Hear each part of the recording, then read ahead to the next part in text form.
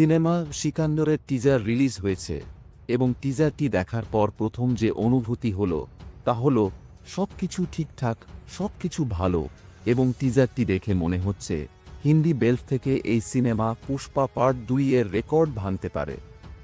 তবে টিজারের মধ্যে আমি একটানা নেতিবাচক দিক পেয়েছি, সেটা হলো ব্যাকগ্রাউন্ড মিউজিক যদি একটু উচ্চ হয়তো মজা হতো।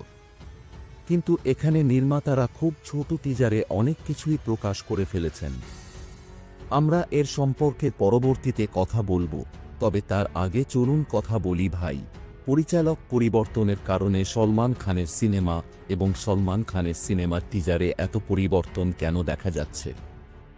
ভাই, তোমরা রাধে সিনেমার টিজার একবার দেখে এসো, দেখো দাবাং সিনেমার টিজার একবার দেখে এসো, সঙ্গে এটা বলাই উচিত কিসি কা ভাই কিসি কে জানে টিজার দেখো, সেখানকার টিজারের মান এবং সিকান্দরের টিজারের মান কেমন সেটা দেখো।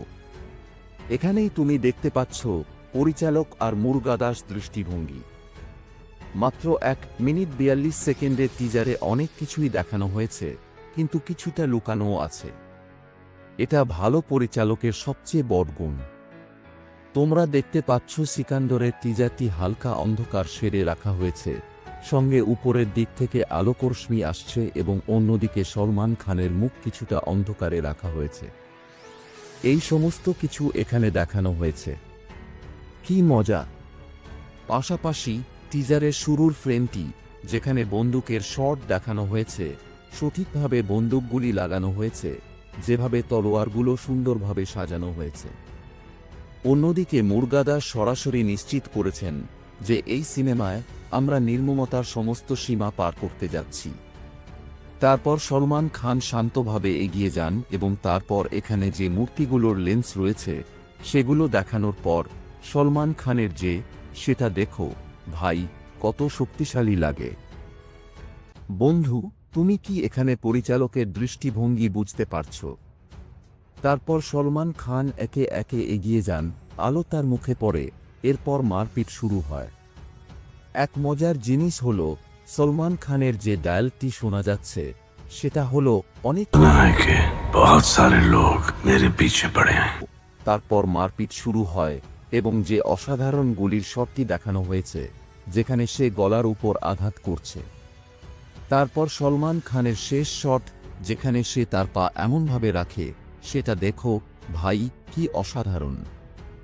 আমি মনে করি এই পুরো মারপিটের সিকোয়েন্সটি, যা ইন্টারভ্যালের আগে টিজারে আমরা সলমানকে খুব রেগে থাকা অবস্থায় দেখতে পাচ্ছি, দুলা পরিহিত, স্যুট এবং বুট পরে, আহো বেশ মজা। এর বাইরেও যেটা মানুষ জানে না, সেই সিনেমার গল্প কি হবে। এই সিনেমার গল্প হবে আমাদের নায়ক একভাবে নিপীড়নের বিরুদ্ধে যুদ্ধ করবেন এবং তার ডায়ালগ থেকে এটা স্পষ্ট যে অনেক মানুষ আমার পিছনে লাগছে, এটা শুধু সময়ের ব্যাপার যে আমি ঘুরে দাঁড়াবো। এই ডায়ালগটি নির্দেশ করছে যে সলমান খানের চরিত্র খুব শান্ত, কিন্তু তার অতীত কিছুটা খারাপ। এখন তার অতীতের খলনায় করা তাকে যন্ত্রণা দিচ্ছে। এই মানুষটি কিভাবে এই লোকদের সঙ্গে যুদ্ধ করবে, এই হবে সম্ভবত সিনেমার প্লট। বাকি তথ্য আমরা ট্রেলার আসলে জানতে পারব ভাই, তখনই আমরা গল্পটি বুঝতে পারব। তবে এটি হলো প্রাথমিক গল্প যা আমরা জানতে পারছি। বাকি তোমরা আমাকে বলো, তোমরা কি ভাবছো, সিনেমার টিজার কেমন লেগেছে? তো ঠিক আছে, এই ভিডিওতে এতটুকুই। এবং হ্যাঁ, এই ভিডিওটি যদি তোমাদের একটু ভালো লেগে থাকে তাহলে দয়া করে লাইক এবং শেয়ার করে দিও, এবং যদি এখনো চ্যানেলটি সাবস্ক্রাইব না করে থাকো তাহলে আমার চ্যানেলটি সাবস্ক্রাইব করে দিও।